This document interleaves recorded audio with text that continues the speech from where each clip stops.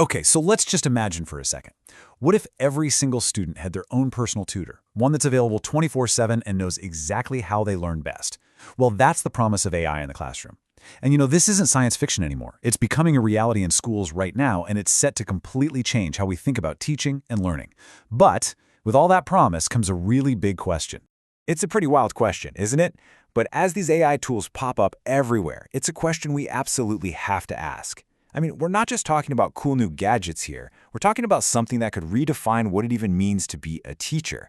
So as we dive into this, we have to wonder, what does the perfect classroom look like? And honestly, what roles should a machine play in it?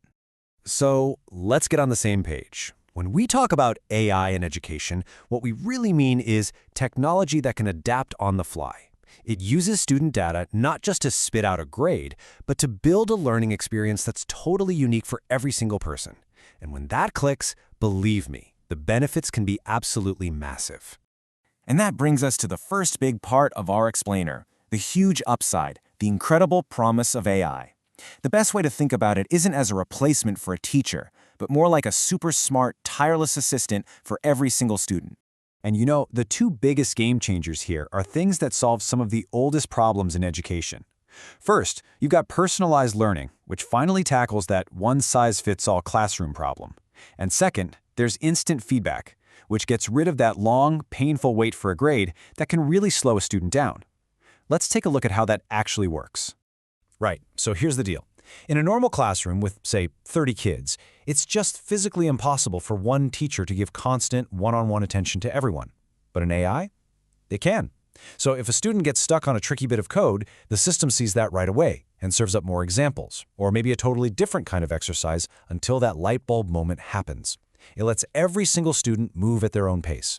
Now, think about how powerful instant feedback is. Instead of waiting days to get a paper back, just imagine getting corrections the very second you finish a problem.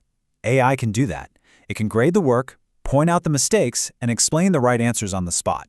This doesn't just help the student learn way faster, it frees up teachers from spending hours and hours on grading so they can focus on the important stuff like mentoring and leading deep discussions. Oh, but the good stuff doesn't stop there. AI can spot patterns in student performance that a human might miss.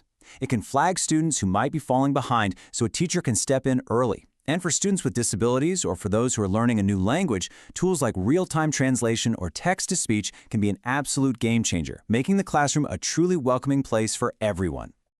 Okay, so far this all sounds pretty amazing, right? A personal tutor for every kid. But to get that level of personalization, AI needs something really, really valuable. It needs data. And that, my friends, brings us to the other side of the coin, the hidden dangers and the serious risks we have to talk about. And this right here is the fundamental trade-off. If you want that perfectly tailored learning journey, the AI system needs to collect a ton of student data. We're talking grades, learning habits, maybe even personal information. And that raises some really tough questions about who owns that data, who's looking at it, and how it's being kept safe. So here are the 4 big hurdles we really need to think about. How do we keep all that student data private and secure? What if the AI itself has baked-in biases? Are we accidentally teaching students to be too dependent on tech? And of course, who on earth is going to pay for all this? Let's zoom in on one that's especially tricky: algorithmic bias. This is such a critical point, and AI is only as smart or as fair as the data we feed it.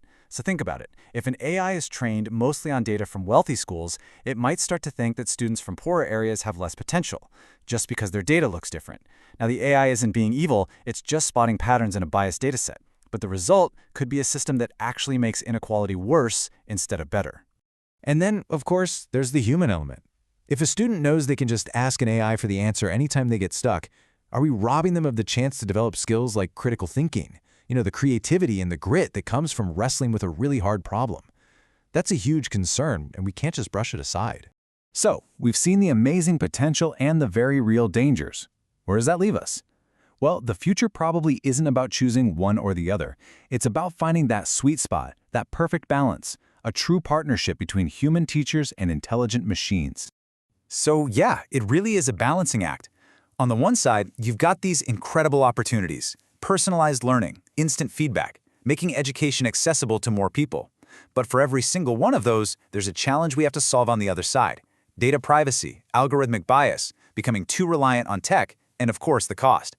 The whole trick is to get all the good stuff on the left while being super smart about fixing the problems on the right. And this, right here, gets to the very heart of it.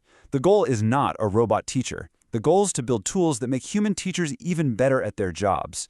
Just imagine an AI handling all the grading and the basic explanations. That frees up the teacher to stop being the lecturer at the front of the room and start being the guide on the side, using their time and energy for what humans do best, sparking curiosity, mentoring students, and making those real human connections.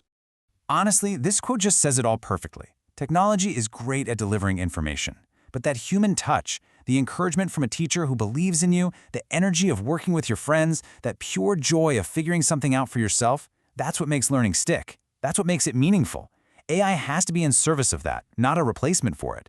So we'll leave you with this final question. As we move into this new era, the biggest challenge isn't about what the technology can do, but what it should do. How do we design these incredible systems so that they truly serve the individual student, first and foremost, and not just the needs of the institution? Answering that question, well, that's the real test, and the incredible opportunity that we all have in front of us.